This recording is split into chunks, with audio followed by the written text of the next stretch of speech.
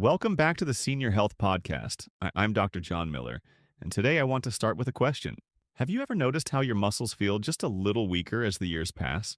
Maybe lifting a grocery bag feels heavier than it used to, or standing up from a chair takes more effort. This gradual loss of muscle has a name: sarcopenia. And it's something nearly everyone over 65 experiences in some form. The good news is, there are ways to fight it. And surprisingly, one of the most effective tools may be hiding right inside your refrigerator. Yes, I'm talking about cheese. To guide us through this journey, I'm joined by someone I deeply respect, Dr. Shigaki Hinohara, an 84-year-old retired doctor of traditional Japanese medicine. He has spent decades caring for older adults and helping them age with strength and dignity. Dr. Hinohara, welcome. Thank you, Dr. Miller. It is always a joy to sit with younger doctors who carry the curiosity of both science and compassion. In Japan, we say, Keizoku wa chikara nari, continuity becomes strength. This is true not only for our habits, but for our bodies as they age. Muscles, like friendships, grow or fade depending on how we care for them. When I hear you mention cheese, I smile. For many years, cheese was rare in the Japanese diet. Yet, as I studied both East and West, I discovered that certain cheeses can be as healing as miso soup at sunrise. That's a beautiful way to put it. And honestly, most people don't think of cheese as healthy. They see it as heavy, fatty, or indulgent. But modern research and your experience suggest that 3 specific cheeses are powerful for maintaining muscle after 65. Let's start with the first, cottage cheese. Why is this one so special? Cottage cheese. Soft, white, humble. In many ways, it is like tofu in Japanese cooking. Simple in appearance, yet powerful in nourishment. Half a cup of low-fat cottage cheese contains about 14 grams of high-quality protein, but only 81 calories. Nearly 70% of its calories come directly from protein. Compare that to cheddar, where protein makes up less than a quarter of the calories. For an older body, this difference is like the gap between a trickle and a flowing river. But the secret is not just protein quantity. Cottage cheese contains leucine, one of the most important amino acids for muscle growth. Think of leucine as the key that turns on the engine of muscle repair. Younger people need less of it, but after 65, our muscles become stubborn.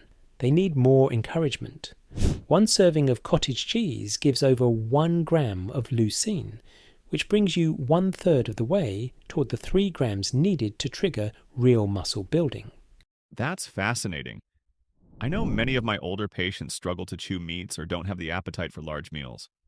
Cottage cheese is soft, easy to digest, and provides a slow-release protein called casein. That means it feeds the muscles gradually over 6 to 8 hours. So if someone ate cottage cheese before bed, would it actually help prevent nighttime muscle breakdown? Yes. We call this the silent guard.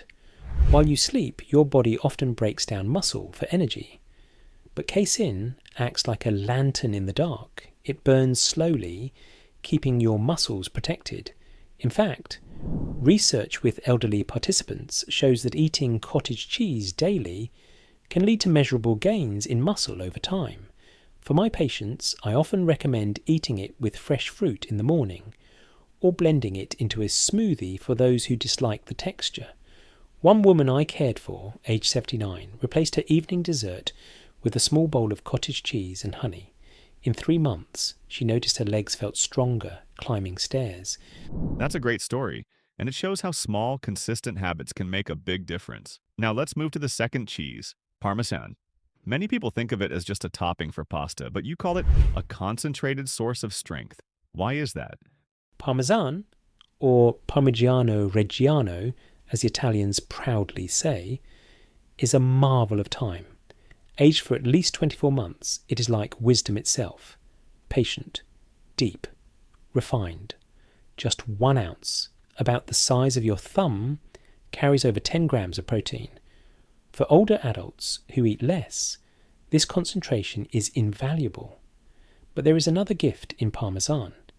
Its proteins are pre-digested by natural enzymes during the long aging. This makes it gentle on the stomach. even for those who feel bloated after other proteins.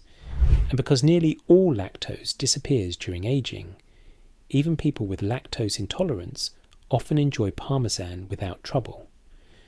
And let us not forget, Parmesan is rich in calcium, about 331 milligrams per ounce. Calcium is not only for bones. Every time a muscle contracts, it borrows calcium to complete the movement. Without enough, the muscle is like a bell without its clapper, silent, unable to ring. That's such an important point. We often focus on protein for muscle, but calcium is just as critical. And studies now show that older adults with low calcium intake are at greater risk of muscle loss. So Parmesan offers both protein and calcium in one small serving. I do hear patients worry that Parmesan is expensive. What do you say to that? I remind them of another proverb, Takai mono wa yasui. What seems expensive may be cheap in the long run. Parmesan is so nutrient-dense that you only need a small amount, 1 or 2 ounces daily. When freshly grated, its flavour is rich enough to satisfy. Sprinkle it on eggs, soups, vegetables, or even enjoy small chunks with fruit. The key is authenticity. True Parmigiano Reggiano, with its dotted rind, brings both flavour and health. Pre-grated powders in plastic jars do not carry the same vitality. Beautifully said. Now let's turn to the third, ricotta. This one is unique because it's made from whey, right? Yes. Ricotta is born from what remains, the whey left after making other cheeses. In life, sometimes the leftover holds the greatest treasure. Whey protein is fast absorbing. Within 30 to 60 minutes, its amino acids flood the muscles, like rain quickly soaking dry soil. For older adults, this speed matters. Imagine you finish gardening or walking. In that window, your muscles are most eager for repair. Ricotta delivers its gift quickly, helping muscles rebuild while the door is still open. A half cup of ricotta offers about 14 grams of protein and is especially rich in branched-chain amino acids, which go straight to the muscle without detour. Its creamy texture is gentle for those with dental issues or difficulty swallowing, and compared to many cheeses, it is lower in sodium, a blessing for those mindful of blood pressure. That's incredible. And I've seen studies where older adults who ate ricotta daily not only gained muscle, but also improved balance and strength tests. So in a way, these 3 cheeses each have their own personality.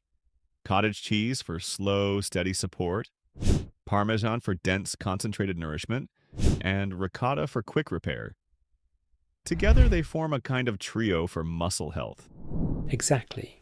Like the 3 strings of a shamisen, each has its tone. Alone, they are good. Together, they create harmony. Now, Dr. Hinohara, I want to pause here and talk about what many of my patients do wrong when it comes to food and muscle health. Because even when they try to eat healthy, they sometimes fall into habits that actually make sarcopenia worse. For example, a lot of older adults I see have what I call the light, heavy pattern. They eat a very small breakfast, maybe just toast and tea. Lunch is often another light snack. And then dinner becomes the heavy meal, with most of the day's protein packed into one sitting. From a Western nutrition standpoint, that's not ideal. The body can only use about 25-35 grams of protein for muscle repair at one time. So, if you eat 60 grams of protein at dinner, half of it basically goes to waste. Do you see the same pattern with your patients? Yes, very much. In Japan, we also find this tendency. People eat a piece of bread in the morning, some noodles at noon, and then fish and rice in the evening. It feels natural, but for the aging body, it is unbalanced. There is an old saying, Asa gohan wa king, hiru wa heishi, ban wa hinmin.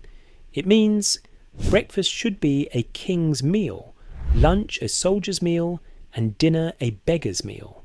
But today, many people do the opposite. They make dinner the king, and the muscles suffer in silence. That's such a striking proverb. Breakfast like a king. And modern studies actually support it. We know that after a night of fasting, the muscles are in a breakdown state. That's the moment when protein is needed most. So, mistake number one is skipping or under eating protein at breakfast. Mistake number two, I think, is relying too much on meats as the only protein source. Many of my patients tell me they avoid cheese, yogurt, or plant proteins because they assume only meat counts. But then they struggle with chewing, digestion, or simply appetite. Yes, that is another common problem. Meat is important, but not the only path. In traditional Japanese medicine, we see food as energy with different textures and rhythms. Soft foods like tofu or cheese are especially kind to the elderly. They are easier to chew, easier to digest, yet still rich in nourishment. When people cling only to tough meats, they tire quickly or avoid eating altogether. It is like insisting on climbing a steep mountain when there is also a gentle path through the forest. That's a great analogy. And I'd add a third mistake: choosing the wrong kind of cheese. Some people will say, "Oh, I eat cheese every day." But it turns out it's highly processed slices or spreads, with lots of additives and very little protein. The cheeses we're discussing, like cottage cheese, Parmesan, and ricotta, are nutrient-dense and tested in research. Processed cheese products don't have the same benefits. Exactly. When food is far from its original form, it loses its spirit. Authentic foods, made simply, carry not only nutrients but life force. In Japan, we call this Inochi no Megumi, the blessing of life. When my patients ask which cheese to eat, I tell them, choose the simplest, the least processed. A curd of cottage cheese, a piece of aged Parmesan, or a bowl of fresh ricotta, these are enough. So we've covered the common mistakes: eating little or no protein at breakfast, relying only on meats for protein, choosing processed cheese instead of authentic, nutrient-rich options. Now, let's pivot to solutions. If someone listening today wants to use these three cheeses to protect their muscles, what do you recommend as a simple daily practice? I like to teach something I call the 3 rhythms of cheese. Imagine your day as a flowing river, with 3 stones placed carefully to guide the current. The morning stone is cottage cheese. After fasting all night, your muscles are thirsty for protein. A half to 1 cup of cottage cheese with fruit or herbs is like pouring fresh water into dry soil. It begins the day with strength. The midday stone is Parmesan.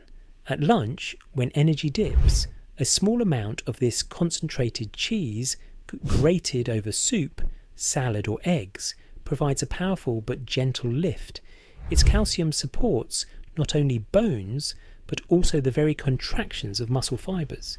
The evening stone is ricotta. After activity, whether gardening, walking or exercise, the body is open to rapid nourishment. Ricotta, with its whey protein, rushes in quickly, repairing what has been strained. A half cup within 2 hours of movement works beautifully. When these 3 rhythms are followed daily, the body feels supported across the whole arc of the day. That's such an elegant way of framing it. The 3 rhythms of cheese. I really like that. And it lines up with what the research shows. Spreading protein evenly across breakfast, lunch, and dinner is far more effective than loading it all at once. I also love how you connect it to timing. Cottage cheese for slow-release morning fuel, Parmesan for dense midday strength, ricotta for fast post-activity repair. Do you also recommend combining these with certain traditional Japanese practices, like warm soup at breakfast or gentle movements after meals? Yes. In Japan, we often begin the day with miso soup. If one adds a small portion of cottage cheese with fruit alongside, the balance of east and west becomes complete. Warm broth for digestion, cool protein for muscle. After lunch, when Parmesan is eaten, I encourage a short walk. Movement after eating helps circulation, allowing nutrients to reach the muscles more efficiently. And in the evening, after gentle stretches or household tasks, ricotta can be enjoyed with cinnamon and honey, sweet, light, soothing. It closes the day with nourishment and peace. That sounds not just healthy, but enjoyable. And that's important, because if the routine isn't pleasant, people won't stick with it.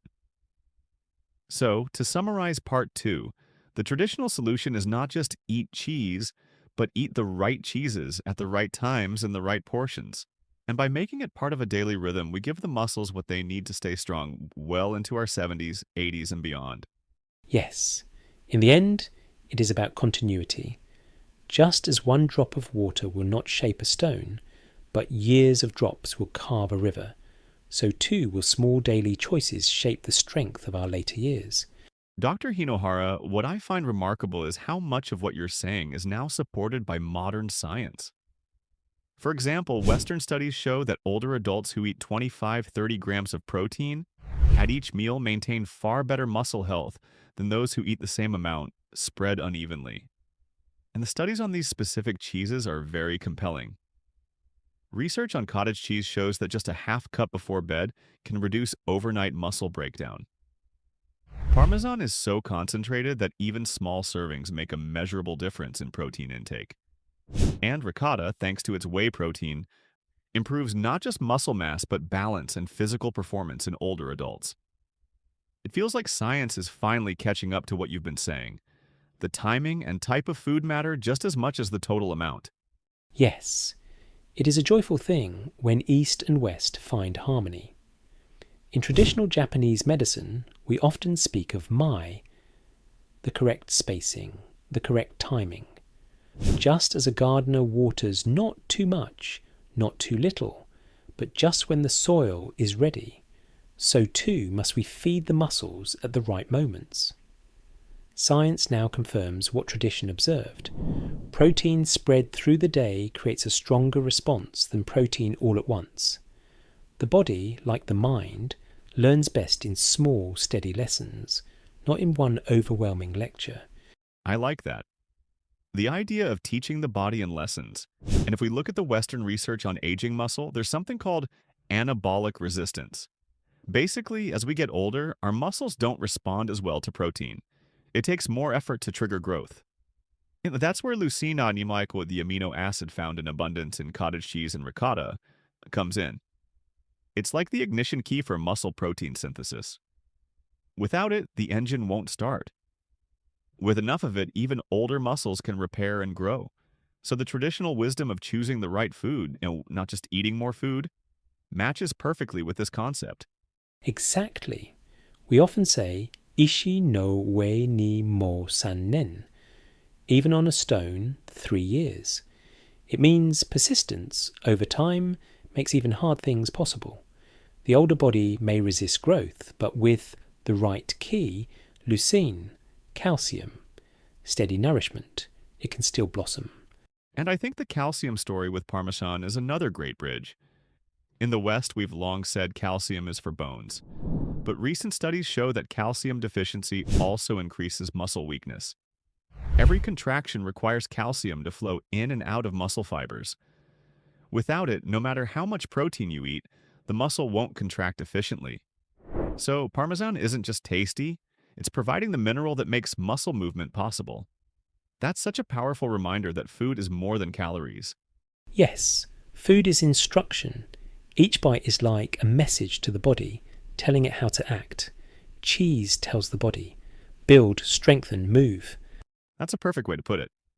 Now, I'd love if you could share a patient story, something from your many decades of practice, about someone who used these cheeses and saw a real change.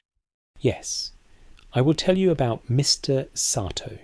He was 82 years old when I first met him, a retired schoolteacher, gentle in voice but frustrated. He told me, "Doctor, I cannot rise from my chair without pushing hard on the arms. I feel my legs are leaving me." He was not ill. His heart was strong, his mind was clear, but his muscles were fading. Sarcopenia had crept into his life like a thief in the night. I asked him about his meals. Breakfast was tea and a small rice ball. Lunch was noodles or bread. Dinner was fish and rice, sometimes chicken. His protein came mostly in the evening, just as you described earlier, Dr. Miller. I suggested an experiment. For 90 days he would add 3 things. In the morning, half a cup of cottage cheese with berries. At lunch, freshly grated Parmesan over soup or vegetables. After his evening walk, half a cup of ricotta with a touch of honey. He smiled, a little surprised. "Cheese, doctor, but I am Japanese," I told him. "Yes, but strength does not know nationality. It knows nourishment." That's wonderful. So what happened? At first, he found it unusual. The texture of cottage cheese felt strange to him. But after a week, he began to enjoy it with strawberries. The Parmesan he loved immediately. He said it made his miso soup taste richer. The ricotta he called his evening cream, a gentle comfort before bed. After 1 month, he reported something small but important. Climbing the 3 steps to his garden shed no longer made him pause. After 2 months, he rose from his chair without gripping the arms. By the 3rd month, his wife said, "He walks with me again around the neighbourhood. I have my husband back." When I measured his strength, his grip was firmer, his balance improved. He had not become a young man again, but he had regained independence, confidence, dignity. That's such a moving story, and it shows the real-world power of these small changes. He didn't take a pill, he didn't go on a drastic diet. He just added 3 simple cheeses at the right times every day. It's amazing how consistent, modest steps can restore mobility and quality of life. Yes, healing is not always dramatic. Sometimes it is like the sunrise, slow, steady, unnoticed until the light fills the room. Dr. Hinohara, what I love most about this conversation is how practical it is. Too often, health advice for seniors is either overwhelming or vague. But here we're talking about 3 specific cheeses with clear amounts, clear timing, and clear benefits. I want to take a moment to lay out a simple plan for our listeners. If you're at home and you want to try this, here's how you can start tomorrow. At breakfast, eat half to 1 cup of cottage cheese. Pair it with berries for sweetness, or chopped tomatoes and herbs for a savory option. This gives you around 14 grams of protein and over 1 gram of leucine. A big step toward protecting your muscles first thing in the morning. At lunch, add 1 ounce of freshly grated Parmesan, about the size of your thumb, to your meal. Sprinkle it over soup, salad, eggs, or vegetables. That's 10 grams of protein and 25% of your daily calcium needs. Small but incredibly powerful. After activity or evening, within 2 hours of movement, whether it's gardening, walking, or light exercise, eat half cup of ricotta. You can drizzle it with honey, spread it on toast, or mix it with fruit. Its whey protein digests quickly, repairing muscles when they're most receptive. Together, that routine gives you about 35-40 grams of protein from cheese alone, spread evenly through the day. Add in other foods, beans, fish, chicken, or tofu, and you'll easily reach the recommended daily protein for people over 65, which is about 1.0 to 1.2 grams per kilogram of body weight. And the best part? You don't need to overhaul your diet. Just add these 3 cheeses in the right rhythm. Yes, rhythm is the key. In music, 3 notes can form a melody. In health, 3 foods can form a practice. Cottage cheese, Parmesan, ricotta, morning, noon, evening, simple, repeatable, sustaining. But I will add one more detail: consistency. These benefits come not from eating cheese once a week, but from making it part of your daily life. In Japan, we say, "Chiri mo chumoreba yama to naru." Even dust, when piled up, becomes a mountain. Small actions, repeated, become great strength. That's so true. And I also want to reassure listeners about concerns they might have. Lactose intolerance. Parmesan has almost no lactose after aging. Ricotta and cottage cheese have some, but often less than milk. Start with small amounts and see how you feel. Sodium. Some cottage cheese brands are high in sodium, but low-sodium versions exist. Ricotta is naturally lower. Parmesan is higher, but since you only eat small amounts, it's manageable. Cholesterol. Research shows that cheese eaten in moderate portions does not significantly raise heart disease risk. It's about balance and portion size. So, as long as you stick with the recommended servings, these cheeses can be a safe, beneficial part of your diet. Yes, food should never bring fear. It should bring life. If eaten with awareness, even cheese, once considered indulgent, can become medicine. That's a wonderful perspective. And I'd add one final piece: movement. Even gentle resistance exercise, opinyon, standing up from a chair 10 times, doing wall push-ups, or walking with light hand weights, dramatically improves how your muscles respond to protein. Studies show that when seniors combine protein intake with even light resistance activity, the effect on muscle building is far greater than either one alone.